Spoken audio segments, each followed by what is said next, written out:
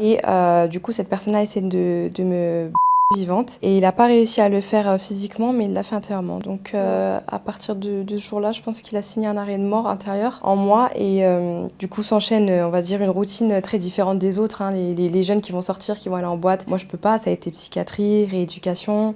Je suis tombée dans l'anorexie. Et en fait, c'est surtout aussi l'après, on se rend pas compte des relations toxiques, à quel point c'est très grave. Quand on est dedans, on se rend pas compte, mais à quel point ça peut faire des dégâts, alors que ce soit les violences physiques, il y a les violences aussi psychiques, psychologiques. Les violences, c'est pas seulement qu'avec les gestes, hein, ça peut être avec les paroles. C'est aussi bien sûr ce qu'il y a de l'intérieur, etc. Exactement. Et du coup, moi, Dieu merci, j'ai été accompagnée, j'ai eu la force de pouvoir porter plainte, d'être accompagnée. Mais aujourd'hui, là, il a vraiment tué le cœur d'une femme ou d'une jeune adolescente à ce moment-là, d'une petite jeune femme qui voulait juste aimer.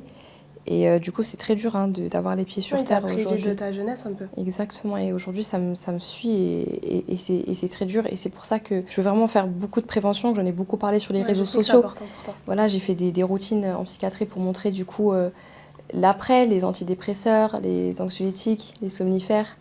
Je suis encore sous traitement. Là, récemment, j'ai refait une rechute par rapport à ça parce que ça s'est passé la nuit du 14 au 15 novembre 2020. D'accord. Donc là, maintenant, on est en décembre. Un mois après, mais voilà, la période-là, c'est assez compliqué. C'est des souvenirs Ça remonte, en fait. Voilà, ça revient. Après, c'est le corps qui réagit comme ça.